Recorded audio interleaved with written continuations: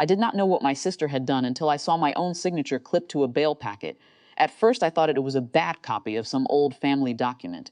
We had all signed enough things over the years: hospital papers for our parents, inheritance transfers after my grandfather died, municipal tax forms, that my name turning up in official folders no longer shocked me on sight. Then I looked again: Batak number, survey block, collateral declaration, my land, paid off 6 years earlier, fenced, registered, and left untouched because I planned to build on it eventually when life stopped feeling temporary. I was sitting 3 benches behind my sister in district court. Her boyfriend was beside his lawyer, trying very hard to look misunderstood instead of reckless. My sister leaned back with that small, satisfied smile she gets whenever she thinks she has outmaneuvered inconvenience. I remember staring at the side of her face and feeling something stranger than anger, recognition. This was not a dramatic betrayal that arrived from nowhere. This was simply the largest version yet of a habit she had practiced since childhood: using first, explaining later, borrowing clothes without asking, signing my name on school permission slips because you would have said yes anyway, volunteering my truck when someone needed moving help, offering my guest room to relatives while informing me after the fact, always with the same underlying logic. Family assets were fluid, and I was the least likely person to make noise. Apparently, that category had expanded to titled property. I leaned toward her and said quietly, "Why is my land attached to his bail motion?" She didn't even flinch. She glanced back once, saw the document in my hand, and gave me a look that was almost pitying. "Can you not do this here?" she whispered. Do this, as if noticing forgery were the social offense. I looked down at the packet again. The signature was competent. Similar slope, similar initials, good enough for a rushed clerk, not good enough if compared. Her boyfriend's attorney was already speaking to the judge about secured assurance, fixed residence, community ties. The language was procedural and boring, which made the theft feel even more surreal.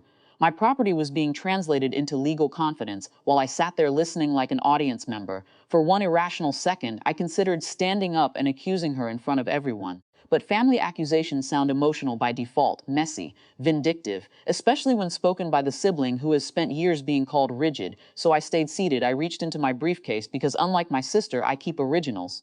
Inside a document sleeve was the certified deed I had pulled 2 months earlier for a zoning inquiry, embossed seal, registry watermark, updated ownership notation. I held it in my lap until the judge asked, "Collateral ownership has been verified."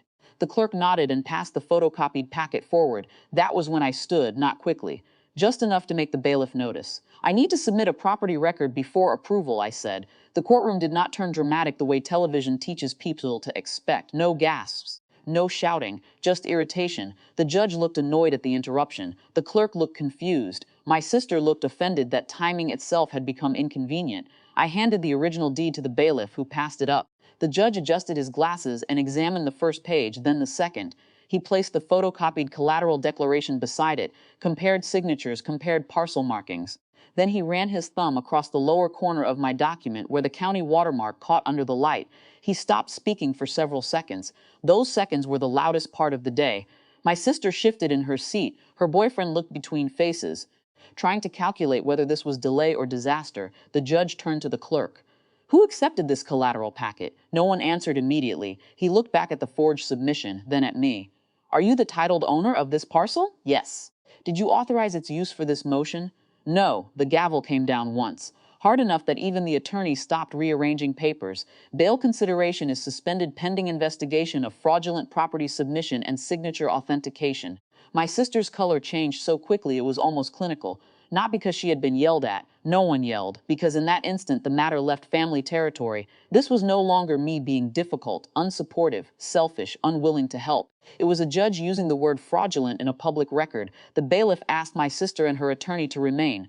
A court officer requested identification from everyone connected to the filing. Her boyfriend started whispering angrily. She turned once and looked at me, not furious, not tearful, stunned, as if she had genuinely believed the plan's weak point would be my emotions, not my paperwork. I should say I felt victorious. I didn't. Mostly I felt tired, because while the court sorted signatures and chain of submission, I sat there realizing something I had avoided for years. My sister had stopped seeing consent as necessary a long time ago.